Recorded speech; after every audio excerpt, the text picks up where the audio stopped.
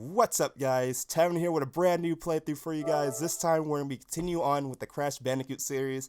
I played the fourth one before on this channel previously, and after doing that, I decided I might as well get started on the next Crash game in the series. So we're going to start off from the Crash Bandicoot Sane Trilogy, starting from 1 all the way up till 3.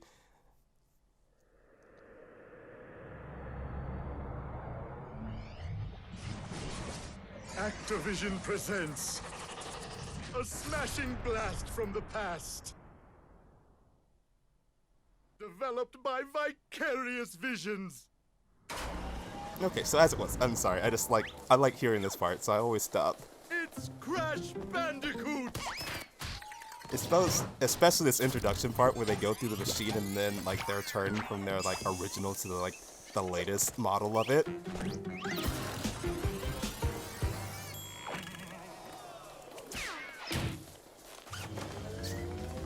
But anyway, like I said, we're going to be starting from Crash 1. I don't have that much time left, so that's why I'm trying to get these done as soon as I can with the available time I have left. And I've been playing a lot of like the first two games, so let's go ahead and do a new game of Crash Bandicoot. This is letting you know you can't have two save files on that have autosave, so you have to disable the autosave for the main one so it doesn't do anything. But, Dr. Cortex, we haven't determined the cause of past failures. Moron! This Bandicoot will be my general. He will lead my Cortex commandos to world domination. This time, I shall reign triumphant.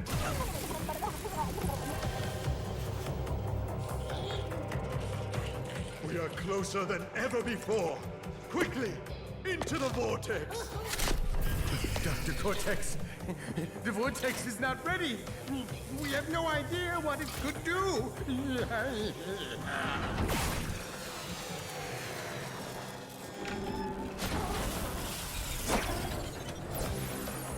Failure again. Capture him! Uh-oh.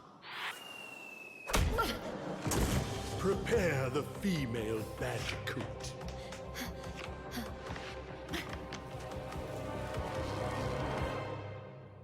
Alright, and with that, we get an introduction of exactly what's going on with Crash. At the end of the fourth game, we saw what exactly happened that caused the experiment to fail, with our future selves interfering, which caused our selves to be created. Anyway, throughout this game, my main goal, this is an any percent run of the game, meaning I am not trying to get 100% and collect everything.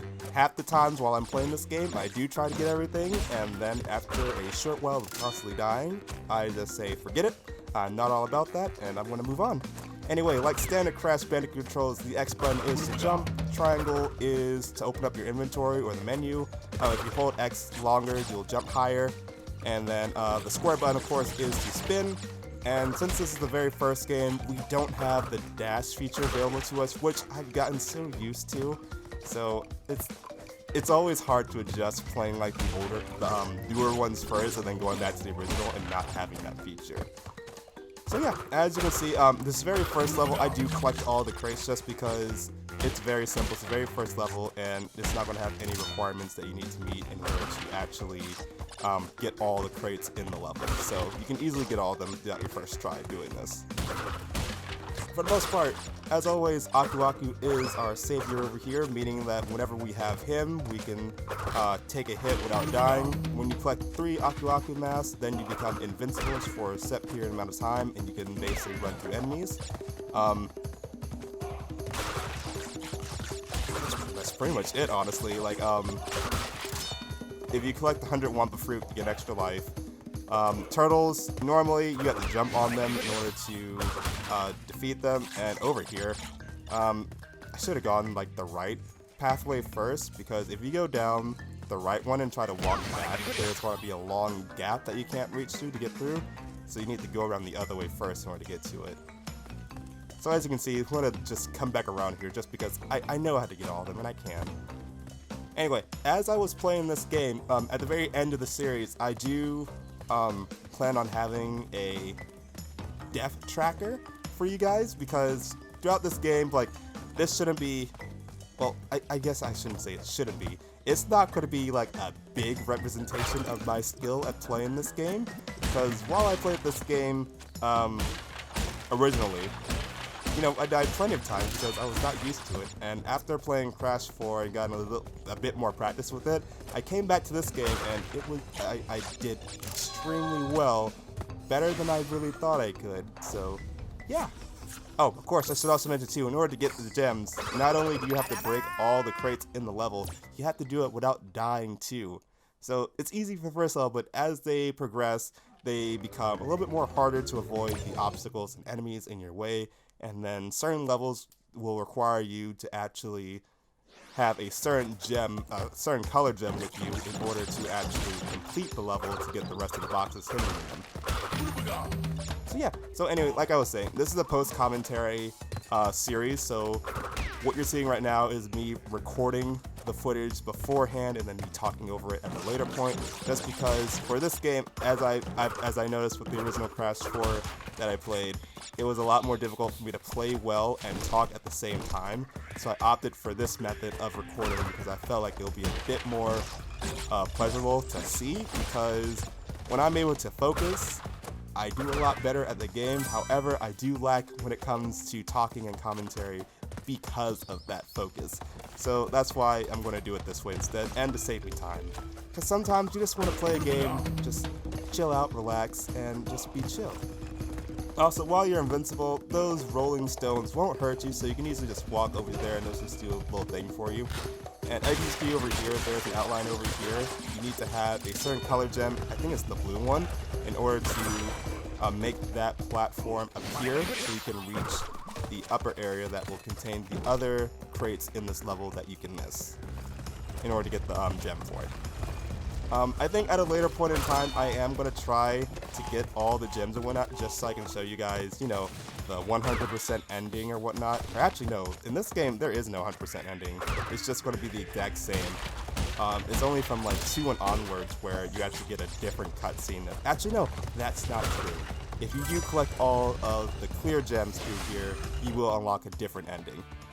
Anyway, as you can see, throughout the level, I was collecting little Tana tokens, and with that, well, there's Tana, Embryo, and Cortex tokens you can get that will lead you to bonus levels. When you do that, these are also crates that are included in you getting 100% in order to get the gem for that individual level.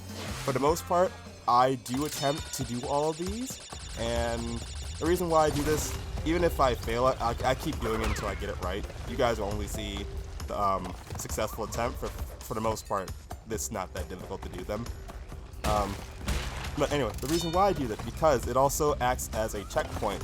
So in case I were to die and fall somewhere else, I will respawn where I touched the bonus level entry stage from. So that's why I do it. That's because it gives me a nice little checkpoint, gives me a nice little sense of security while I'm doing it. Another thing that will be tracked at the end of the game as well is how long the playthrough took from start to finish, from me starting up the game to the very end of the credits, how many times I died, and how many crates I missed, and then a whole bunch of other stuff that we'll go over towards the end of the series. So, anyway, as we're moving on, with these metal containers with arrows, these are our bounce boxes. If we hold the X button while we're onto it, we will jump higher, and it will propel us forward. And for this level, it is really cool, really good to have an Ocumask going into it, just so you can speed through this first part without really having to pay that much attention in order to collect the other additional collectibles in this level, like the crates and whatnot, and not to worry so heavily on the platforming. And of course, like, I've gotten so used to like the Crash 4 method of like platforming, where it gives you a yellow circle at the very bottom to help indicate where you are. But after a while, like in this game, it's supposed to be the shadow that helps you tell where it is, but that is a bit harder to do in certain levels because they're a lot more darker than others, and sometimes that doesn't help you.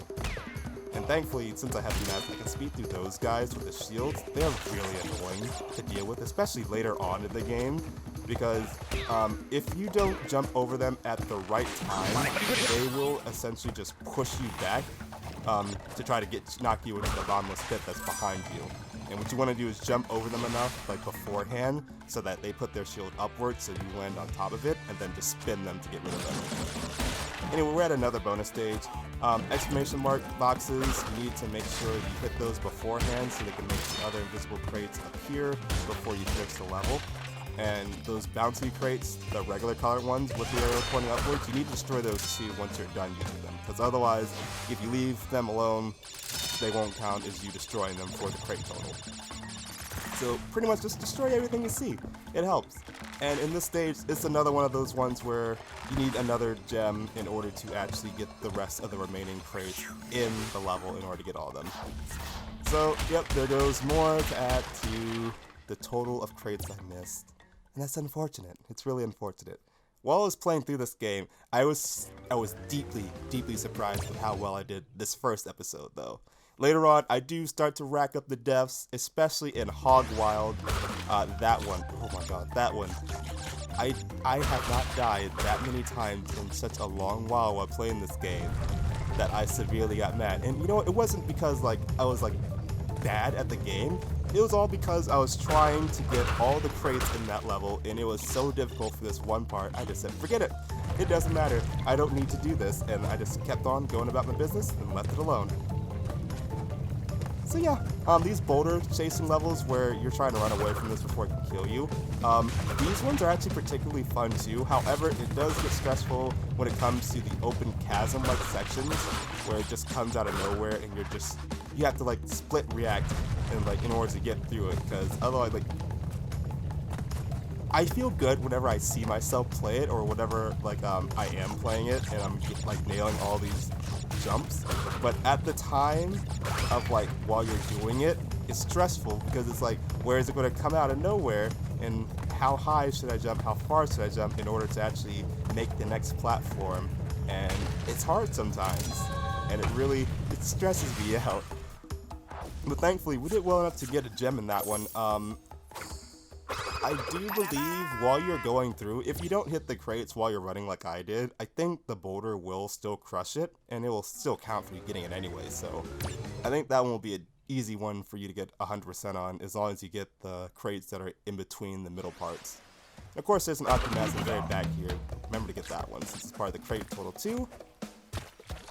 Also gotta get my taunt tokens. These fish are annoying. You can still jump while they're in the air. You just need to remember to spin while you're in midair too. That way you knock them away so you don't die. Or at least take a hit in case you have a mask on you. And also these crates with the bunches of Wumpa fruit inside them, you're able to jump on it 4 times before it disappears, and then on the 5th jump then it'll break. Whenever I'm jumping on those, I always have to keep track in my head like 1, 2, 3, 4, 5. That way I know exactly how many times I have left before I need to start making my preparations to go to the next crate or platform so I don't die. And that's especially helpful when you're doing the bonus stages when they have them all lined up for you like that, because otherwise that part can really trick you up and mess you up if you're not prepared for it. So keep that in mind too. These red flower lilies on here, like they'll go as soon as you jump on them, but for these purple ones, they move by themselves at a set period of time, so I would always wait until like they snap their mouths, and then as soon as it open again, then I move forward, just because I know I have time left before they start to pounce again and try to kill me. I think we've been doing pretty well collecting all the taunt tokens, so we can move on to this level, and this one's not too difficult. It really takes a bit of time before they start getting to the more complex ones, but even then, I don't feel like they're nearly as tough as the bonus levels are in Crash 4. From what my friend's been telling me, Crash 3 was the easiest, followed by 2, then 1. And then, well, he hasn't played 4 yet, so I don't know if he'll include that into it, but various other people I have been seeing saying Crash 4 is the most difficult. But that one was the one that helped me gain more confidence in playing these games, just because of how well I did towards the end once I had enough practice and whatnot to go through it. So now that I did have that initial playthrough through it, I now feel a lot more confident to come back and play these games, and because of that, I was able to finish 1 and finish 2. Honestly, I could have finished 1 way before then, but I was just too lazy to do it, so that's mainly why. And then 2, not nearly as bad. It made me want to 100% all of them just after playing 2, because it's a bit more realistic for me to collect everything in that game, because it's interesting and it's not that hard. Anyway, we're at the very first boss of the game. This is Papu Papu. He's a very simple boss fight. All you have to do is just jump on his head as soon as he puts his weapon down on the ground and starts doing his little spin move. I know there's a way to just constantly keep going through this without having to move at all or to get a free hit in right away, but I'm not that good at exploiting tricks like that, and it's not necessary. He's a very simple boss fight. And throughout our adventure, we are going to be fighting against various members of Cortex's army in order to reach his stronghold.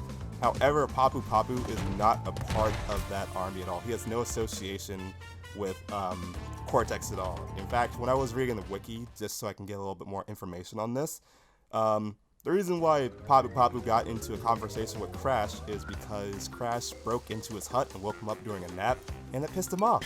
So that's why he is angry at Crash while they fought.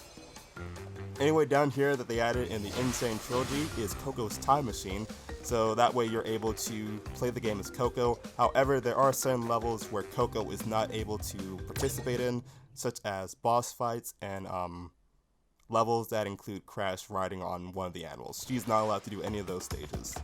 So yeah, for the most part, just like how I did in Crash Bandicoot 4, I will be switching between Crash and Coco, because I love playing as Coco. She's my favorite Crash Bandicoot character. And I decided to give them both spotlight in order to do this, even though originally she's not part of this game, not until like, no, she wasn't in the first game at all.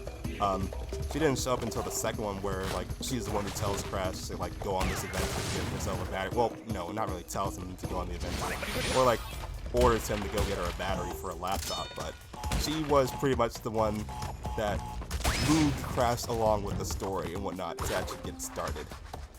And now we get to play as her. So that is a joy. And this level, was this one called Rolling Stones? I think it was.